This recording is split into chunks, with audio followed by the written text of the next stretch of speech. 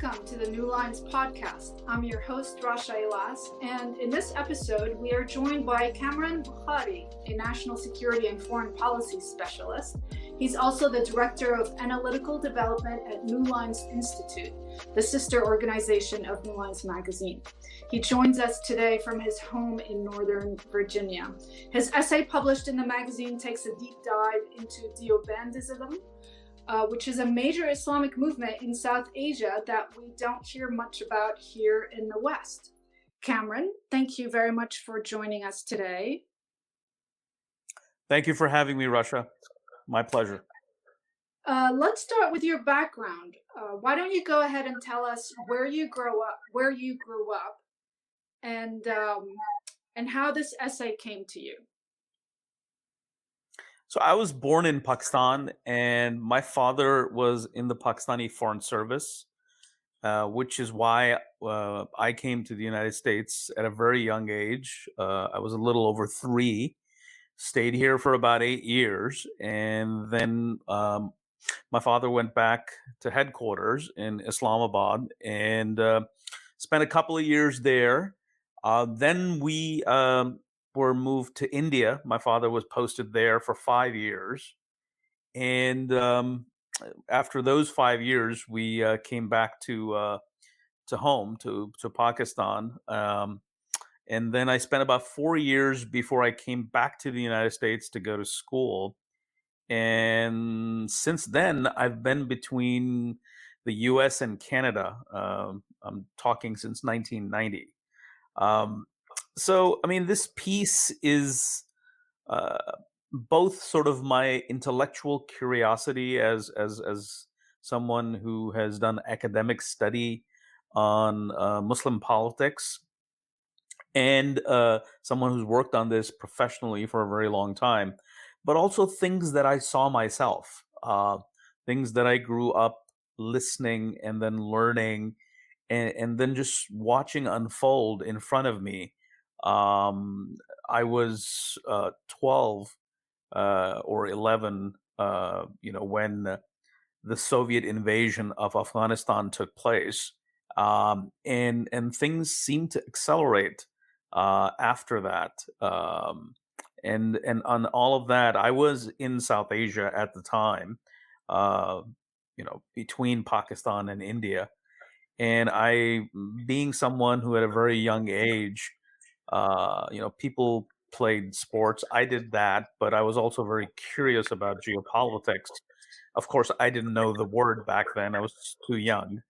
And this was the event of the time, the 10-year war to oust the Soviet Union from Afghanistan, and the mobilization of Islamist militiamen from all over the world, including the Arab Middle East. And but Deobandism and this movement was basically all over this landscape, all over this militant landscape, all over the Pakistani political landscape and society. It was emerging. And so, in recent years, when it became clear that the Taliban, which is probably the most potent Deobandi movement in that region, when it became clear that they are not going to be defeated by the US-backed government, I began to wonder, about this entire time period. I went back essentially, and I said, oh my God, in my lifetime, this thing started as a very little movement on the fringes of society, trying to, heavily influence politics and religion, and it became, militarized and became a radical militant movement with so many different manifestations. But I was just, amazed at how quickly within my lifetime it became so big, to where it's now shaping the destiny of that region. Yeah, one of the most fascinating things that I learned from reading your essay is that Deobandism and Wahhabism start off, they both belong to the Sunni tradition, but they start off on sort of the opposite ends of the spectrum within the Sunni tradition. There are four schools of jurisprudence in Sunni Islam, and Deobandism started off from the Hanafi tradition, Wahhabism from the Hanbali tradition, which is the most puritanical. The Hanafi being perhaps the most, open to new ideas. Yet they somehow meet not even in the middle. They meet on the, closest to Wahhabism, and they see eye to eye on so many issues. Tell us about that. Yes, it's in obviously there was a lot of situational awareness that I had accumulated over the decades about this phenomenon. I wrote a book on political Islam back in 2013. I did my dissertation looking at ideological and behavioral transformation for my PhD on both Salafis and Jihadis, and I looked at the Taliban in particular. But it for this piece, I did have to go back to and sort of fill in the blanks or the gaps in my own understanding. And what I realized, it made sense that there is some intellectual overlap, and it was fascinating to see two different movements in two different geographies doing kind of the same thing. And then there were all sorts of theories that have percolated, especially since 9/11, about the origins. But it was really interesting to learn that essentially the two principal or chief theoreticians for both Wahhabism, meaning Muhammad bin Abdul Wahhab, and a man by the name of Shah Waliullah Dehlavi, who essentially is the intellectual forerunner of Deobandism, that they actually spent a lot of time together studying in Medina in the early 1700s. They were actually born in the same year, 1703. Muhammad bin Abdul Wahhab died much sooner than Dehlavi, but they pretty much went to seminary school in Medina, studying from some of the same,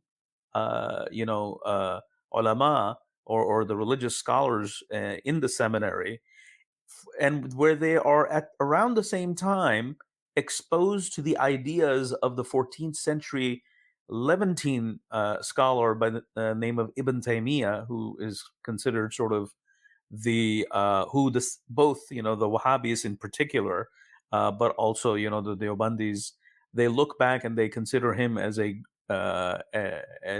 figure that they look upon for guidance and whatnot from that time period, from the late 13th and early 14th century. So it's really fascinating where in Medina you have these two individuals who are from different backgrounds. One is from India, the other is from Arabia. Yet they study under the same scholar, and his student is actually the lead scholar is actually from India, and so the one who taught both these gentlemen and exposed them to Ibn Taymiyyah and emphasized sort of a literal attitude towards the hadith of the Prophet, and really emphasizing that as Muslims, and if Muslims are going to revive themselves, then they need to go back to the sayings and the actions of the Prophet as were documented by the those who did work on hadith, and many of the big muhaddithin of the ages like Bokhari and Muslim. And so it's very fascinating to see that both gentlemen get these ideas, or are exposed to this idea that hadith, and that's where your focus should be, as opposed to rationality, and that's where this puritanical, if you will, inspiration comes from, where they say, look, there are a lot of things that are quote unquote alien to Islam that have entered the Islamic thought and practice that need to be expunged. And you see these guys go off, after their studies into their respective geographical, areas, and they form movements, and you ask yourself, well, that's quite the coincidence that they have created similar movements in so diverse locales. India has its dynamics, and Arabia has its dynamics, and they're not the same. And the languages are different, the cultures are different, but you have pretty much the same ideas. Yeah, no, it's very interesting. So they went to school together in Medina. So we're talking about Muhammad ibn Abdul Wahhab, the founder of Wahhabism, and Shah Waliullah Dalhavi is that, and correct me if I'm wrong. And he's one of the main founders of Deobandism, or would you say the founder of Deobandism? Well, the founders come much later, but he is the inspiration for for the founders. The founders are Muhammad Qasim Nanotawi and Ahmad Rashid Gangohi. These are Okay. two gentlemen who sort of come to the scene around the mid 1800s. Okay, we'll get to those, but I do want to hover over this point because it really is fascinating. So Shah Waliullah Dalhavi, basically the person who gave birth to the Deobandism thought, he goes to school with Muhammad ibn Abdul Wahhab, the founder of Wahhabism. They go to school together in Medina. They have the same teachers. They're both influenced by Ibn Taymiyyah, one of the older Islamic thinkers, who's also a puritanical thinker. Do you know if they stayed in touch after that? Were they friends, or did they just happen to fall under similar influences? So that's one of the questions that the scholars who look on or study this far more deeply than I do, they're still trying to figure out. At present there is no evidence, at least not that I've come across, that suggests that they were acquaintances, or they were classmates in the conventional sense. All we know is that they were in the same space, in the same city, in the same circles. So one has to extrapolate and say it is quite possible that they ran into each other. The conventional wisdom is that, and which is something that many of us believed for a very long time, is that it was Muhammad bin Abdul Wahhab who influenced Shah Waliullah Dehlavi, and the ideas of the former influenced the latter, and that's how Wahhabism came about, or the Sunni community became sort of puritanical in India because of this influx of ideas. But the research that I've done suggests that not only was Muhammad bin Abdul Wahhab himself influenced by an Indian scholar who was a teacher to both Dehlavi and Muhammad bin Abdul Wahhab, who exposed them to the writings and the teachings of Ibn Taymiyyah through his library. But there's no evidence that we can say that, hey, they knew each other, or they hung out, or they exchanged ideas. I would not go beyond saying that they actually just drank from the same intellectual fountain. Yeah. And that could be anything. Yeah, very interesting indeed. So it seems that Deobandism has gone through different phases of growth and influence since that time period.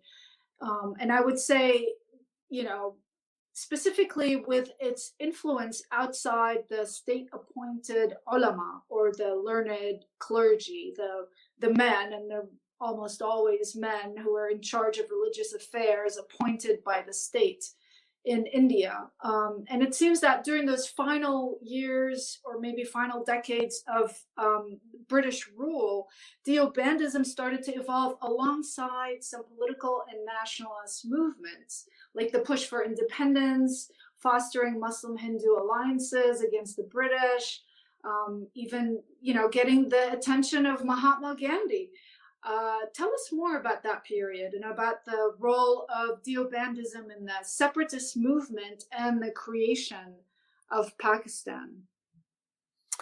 Yeah, no, I think that it's important to understand the context in which the formal movement of Deobandism began in 1866, when its two principal founders, Muhammad Qasim Nanotavi and Ahmad Rashid Gangohi, they founded a Darul Uloom, a seminary in Deoband. So the name Deobandi is not religious. It is geospatial in nature. It's the name of the city. And so it was called Darul Uloom Deoband because it was founded in Deoband. But these people were inspired by a long tradition of ideas. And they actually go back to the father of Shah Waliullah Dehlavi. His name was Shah Abdul Rahim.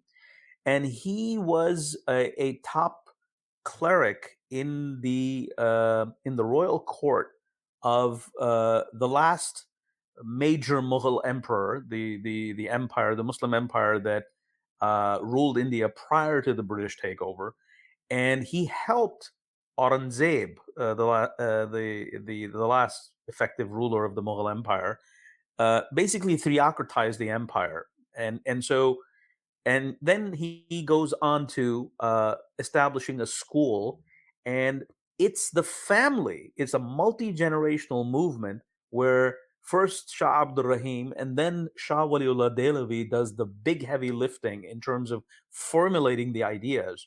And then his son, Shah Abdul Aziz, and then a grandson, a great-grandson by the name of Muhammad Ishaq. This is the familial lineage that stretches all the way and touches the founders of Deobandism, both Nanotavi and Gangohi. The disciples of Muhammad Ishaq are the teachers of the founders of Deobandism. So and if you look at the literature and their own writings and sayings, they pay homage to this tradition. So this is the tradition that comes in. And before they founded the school, they actually tried their hand on armed insurrection because they were in the middle of the 1857 War of Independence, in which Hindus and Sikhs and Muslims all banded together against under the banner of the last Mughal emperor, Bahadur Shah Zafar, and they tried their last effort to fight the British and prevent the British takeover of all of India. They obviously failed, and so both the founders of Deobandism, the pair that founded the school, they fought in that, and they actually established a small city-state in a small area next to Delhi, but obviously they couldn't sustain that. And it's the failure then that says, okay, we're gonna the way forward is no longer, we don't have the military capability to fight the British, but what we need to do is first revive the Muslim community. And for the better part of the late 1800s, they focus on that. It's not until the 1900s, the early 1900s, and the second generation leader, Mahmud Hassan, who takes over from the founders as the leader of the school and the movement, that they begin to sort of delve into mainstream nationalist politics and this call for Hindu-Muslim unity, and basically finding a way to mobilize mass support to gain independence from India.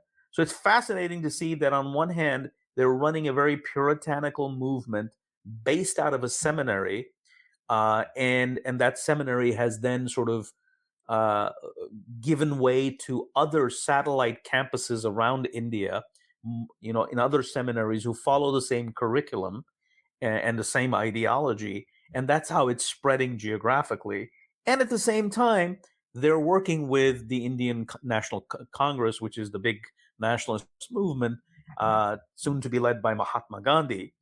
and and while they're doing this, they have another go at insurrection, and they go back to Saudi Arabia, and try to foment this insurrection with support from Russia, and Germany and the Afghan monarchy, as well as Turkey, Ottoman Turkey at the time.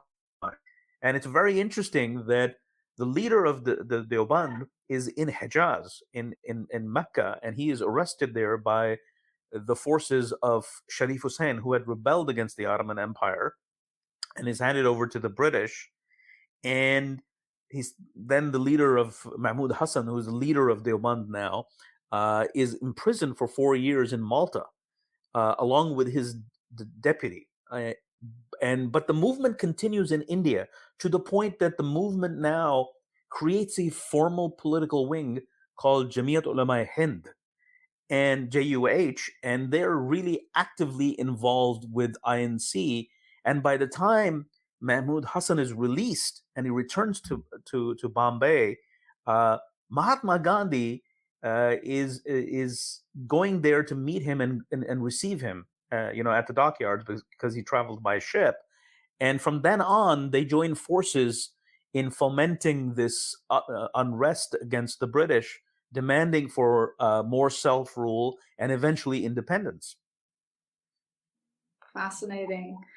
When would you say the movement, or the Deobandism as a movement of thought started to come up against some schisms, or or just sort of major conflict in thought, say with secularists, with the Islamist modernist movements, and even with the tradition to which your family belongs, the Sufi inclined Islam, and correct me if I'm mispronouncing it, the Barelvis, yes, that is correct, the Barelvis. So this is, you're right. I mean, these are all the forces that are putting pressure on Deobandism as it's growing.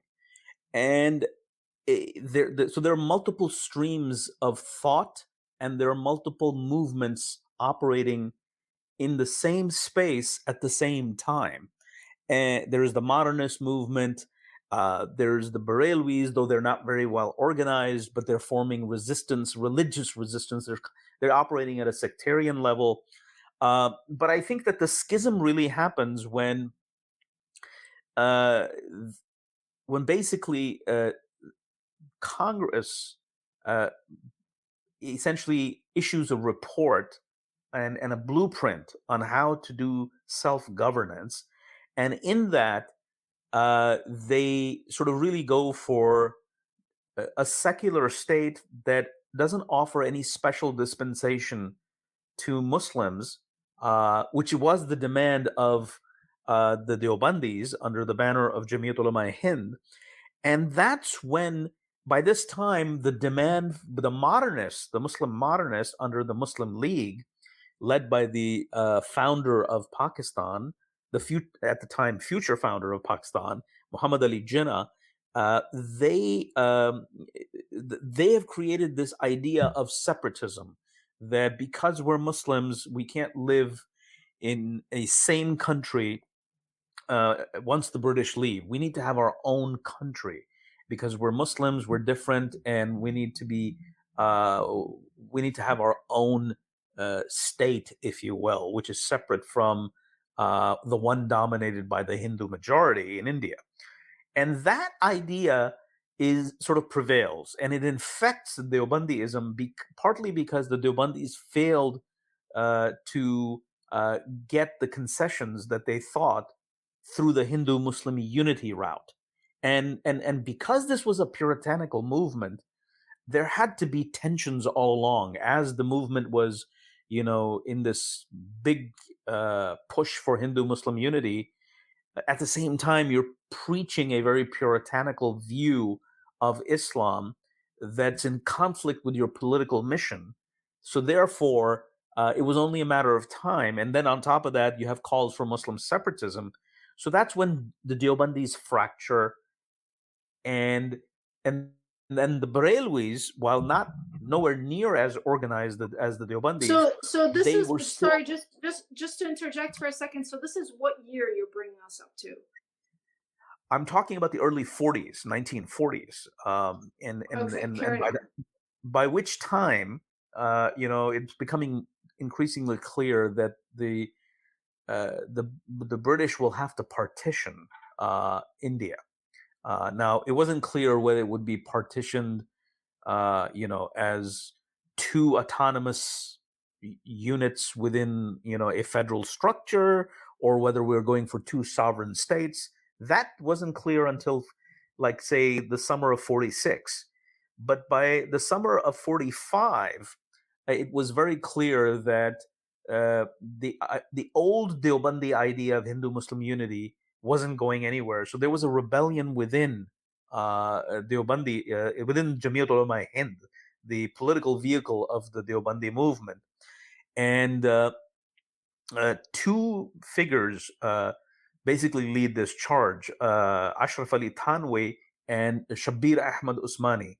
They basically rebel against their leader, Hussein Ahmad Madani, who's been pushing for this composite nationalism, Hindu-Muslim unity, and we just want a united India once the British leave. So that idea that loses support from within the Deobandi movement, particularly its political vehicle, and they split and they formed Jamiat Ulama Islam, a separate faction that then supports the Muslim League and Jinnah for the creation of Pakistan.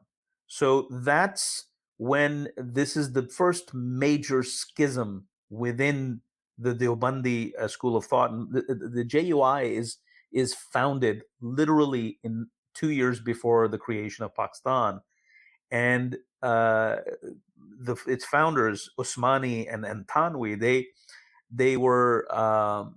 they thought that the creation of a Muslim state was a better way for their Deobandi movement to achieve its ideals of an Islamic state, as opposed to staying with, in a secular state united with, the Hindu majority.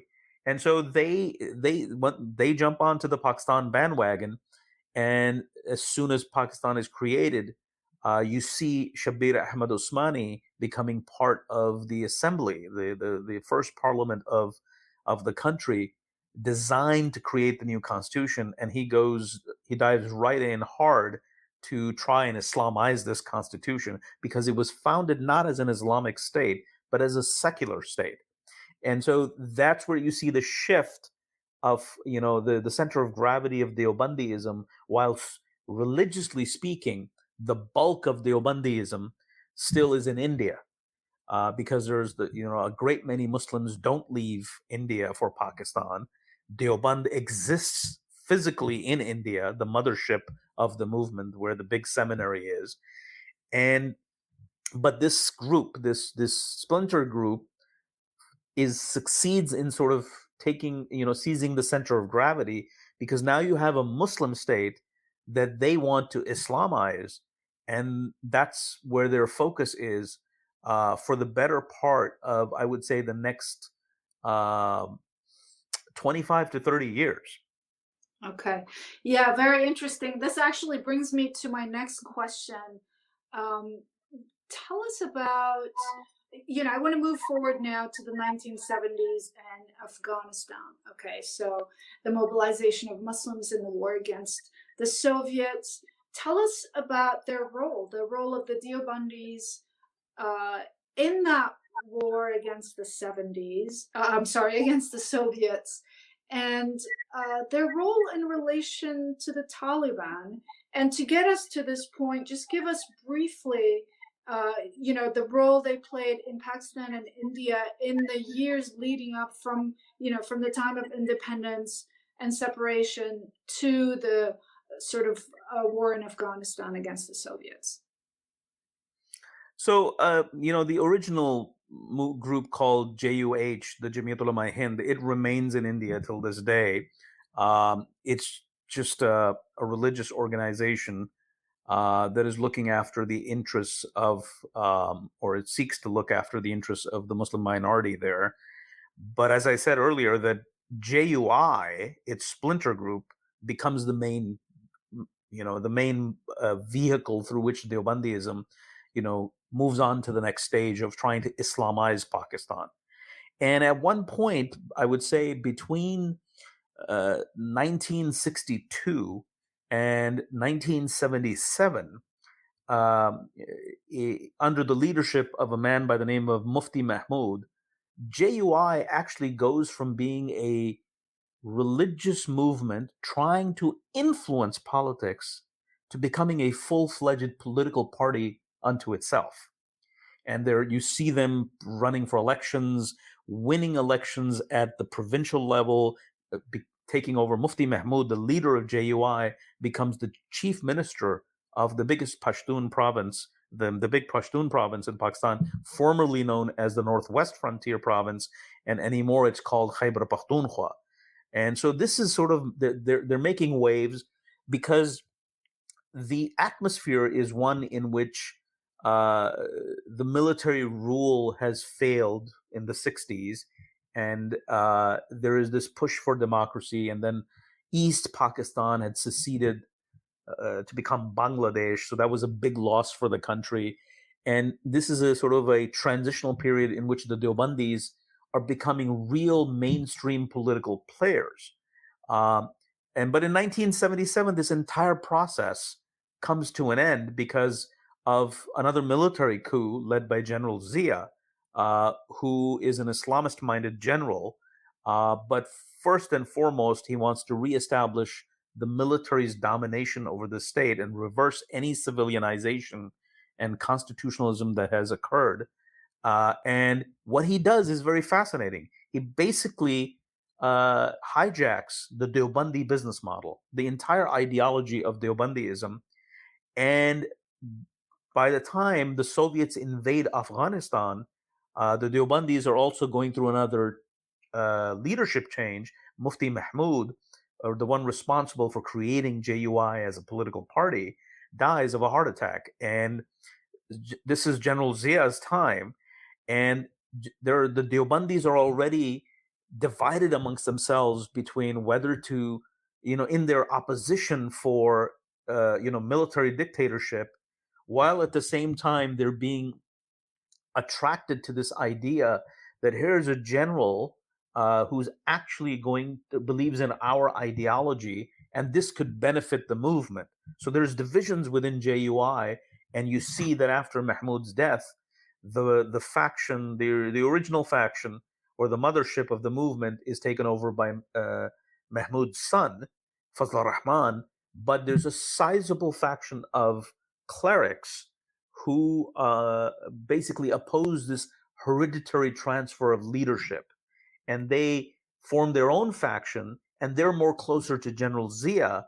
And their leader, Samuel Haq, is the one whose father established another seminary that became very notorious over the next few decades for producing the Islamist insurgents and a great many of the Taliban. This is where the name Haqqani comes from, of the Haqqani network within the Taliban, because not that they're a tribe or anything. They are Haqqani because they went to Darul Uloom Haqqaniya, which is on the Afghanistan-Pakistan border, and is run by Samuel Haq, who's the leader of JUI, the splinter faction, and siding with the military leader. And essentially, this is the beginning of the militarization or the radicalization of the Deobandis, and you see the rise of because you're sending people as volunteers, young people who studied in seminaries and even in urban Western curriculum educational institutions such as mainstream universities. There's a legion of people are being sent to fight the Soviets, and they're all being sort of propelled by this Deobandi ideas. And because General Zia, the military dictator, has essentially appropriated the whole project of the Deobandis, and therefore you see the rise of these militant factions. And at this time, you also have the revolution in Iran, and you see the vocal minority of Shia in Pakistan also mobilizing, leading to sectarian tensions. And you see the rise of, and this predates ISIS by decades.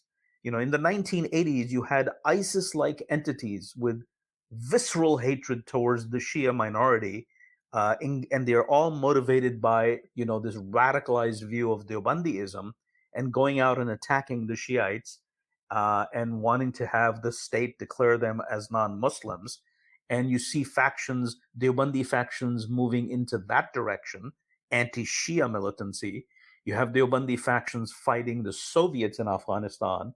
And by the 1990s, when the Soviets have left, and those who fought the Soviets then fought with themselves, and there was this intra-Islamist civil war. You see the rise of the Taliban, and that's sort of if you will, the maturation of Deobandi militancy, that militant Deobandi ideology in the form of the Afghan Taliban.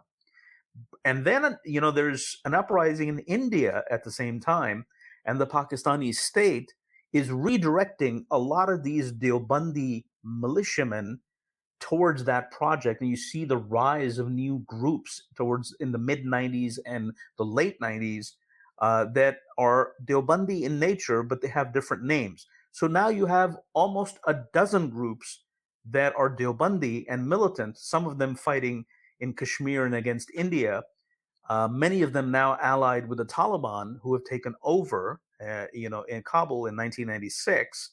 And this is and Al-Qaeda by now is in the mix as well in Afghanistan. So you see Deobandism and that Salafism that began together, once again in the same sort of battle face, and shaping each other's ideas. And this is by now and that leads to the 9/11 attacks, and then the rest is sort of history, as they say. Yeah, actually fascinating. I'm just really curious, how would you articulate the influence of Deobandism ideas on the Taliban vis-a-vis the influence of Wahhabi ideas on the Taliban?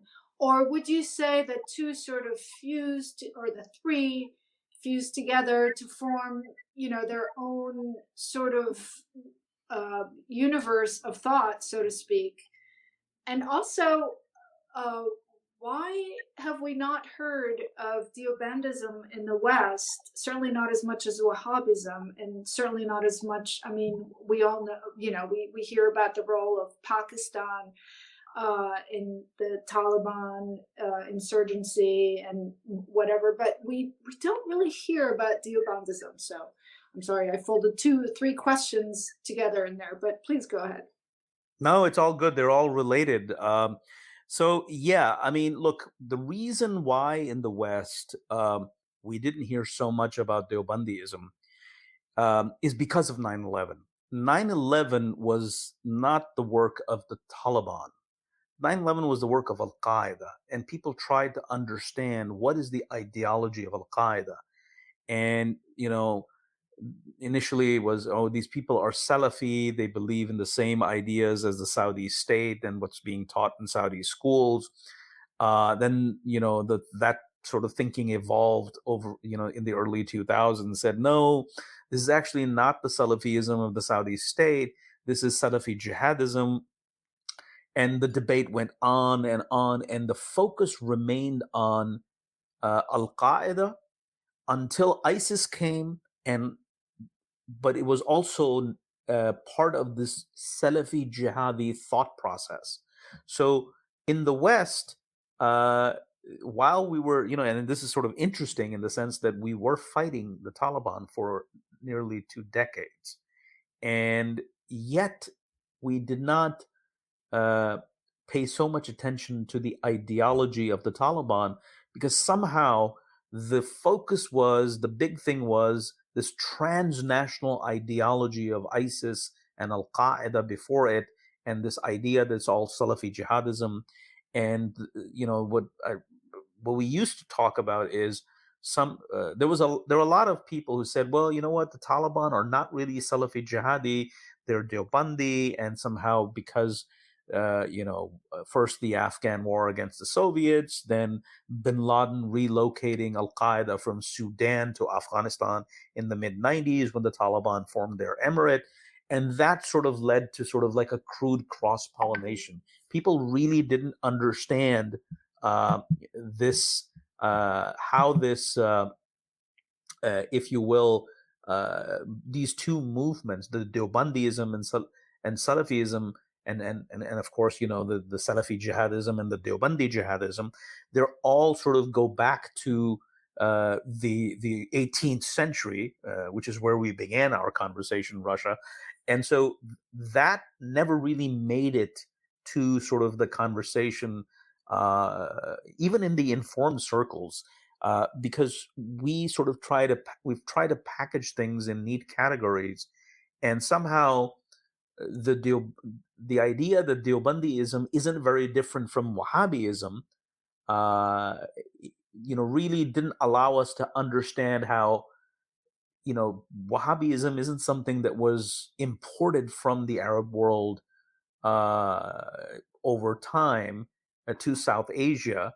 Deobandism is the local Wahhabism of South Asia. And of course, there were academic scholars who used to talk about it, but in the public discourse, in the media, in the think tank space, in the analysis space, this really didn't get the attention that it really deserved.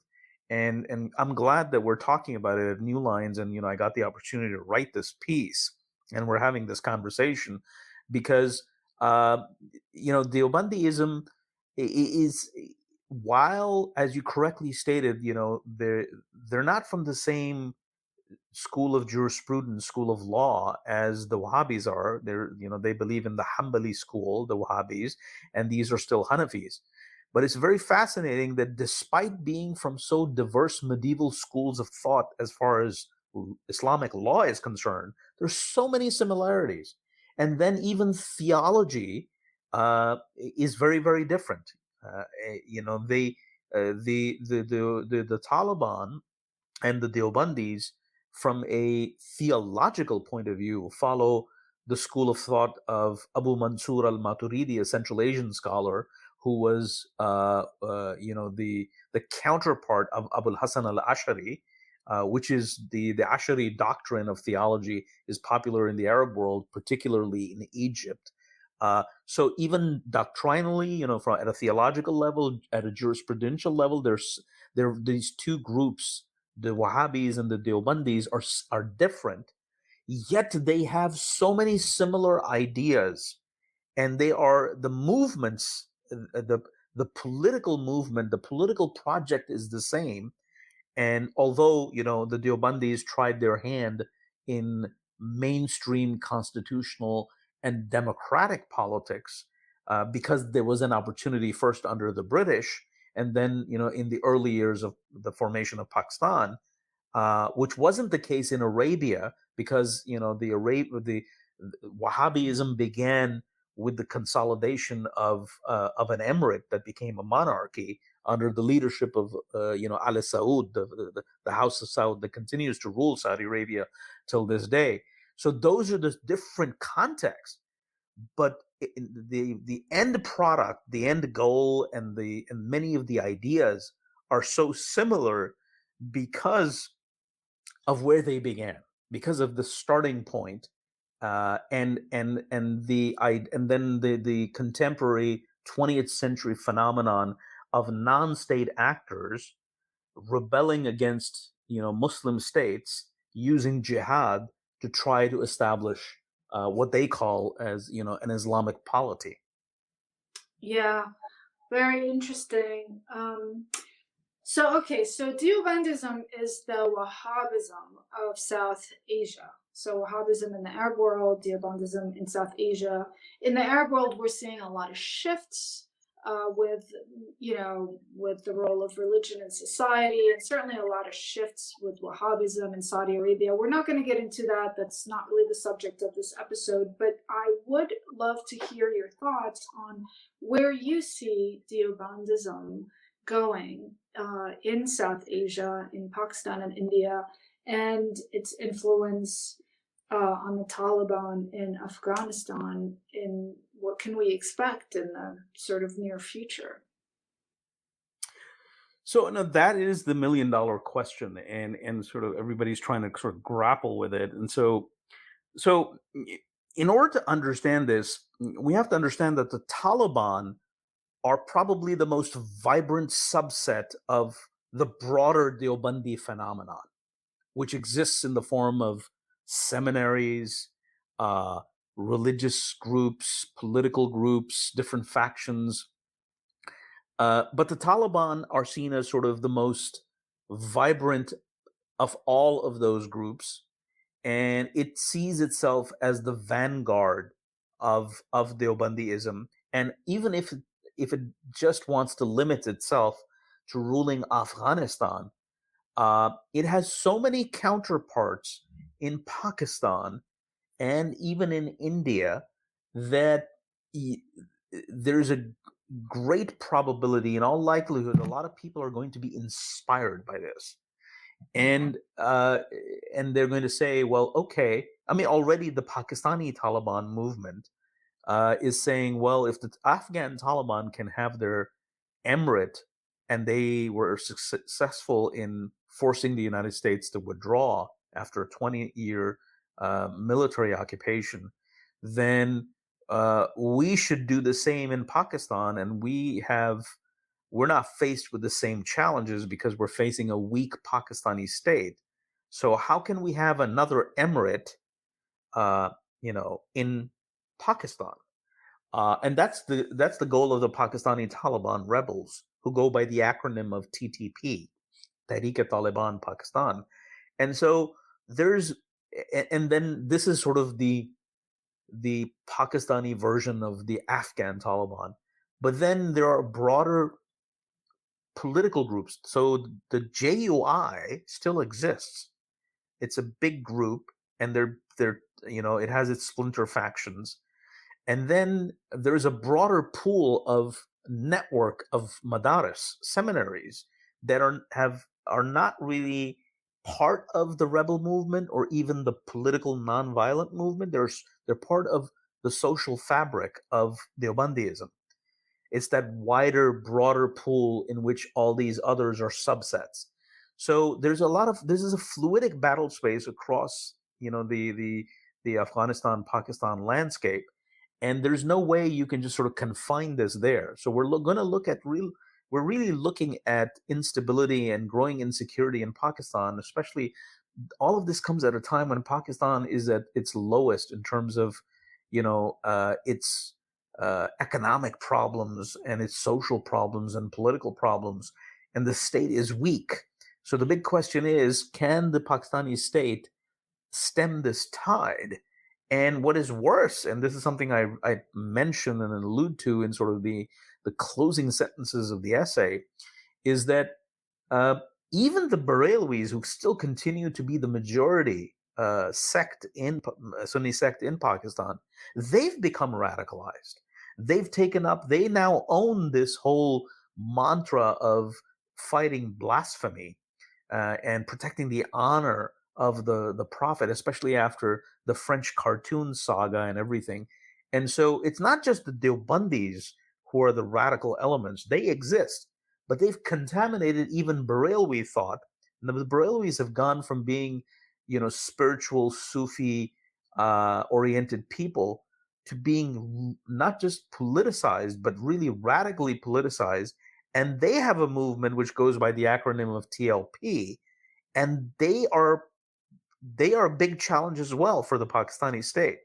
And then if you cross over into India, given the way that the current government of India, Prime Minister Narendra Modi and his ruling BJP party, which is a right-wing Hindu nationalist party, its wider social pool is made up of Hindu extremist organizations. who want, sort of like a Hindu state in India and are undermining the secular fabric of that. And there are 200 million, Muslims in that country that they are targeting, as part of sort of their ideological campaign. And we can't forget that Deobandism is still a very large presence in India as well, although they're not political, they're a religious movement. But if the minority community of Muslims in India becomes threatened, then you can, yeah, and then you have, the Taliban forming their emirate in Afghanistan, and they're sort of threatening to take, to have a big role in Pakistan. Then, these ideas don't remain confined. So my worry is that with this sort of radicalization across the region, and this is the planet's most heavily populated area, this is the most densely populated area of the world. And so we're looking at a potential crisis across the region. And we haven't even talked about Bangladesh, that has its own Deobandi movement, and is affected by whatever happens in India and the wider region. So I hate to, end this thing on a sort of a pessimistic note, but that is where we are right now. Where, if these radical tendencies are somehow not curbed, then this could become a regional phenomenon, and it'll pale in comparison to what we saw in Iraq and Syria with ISIS.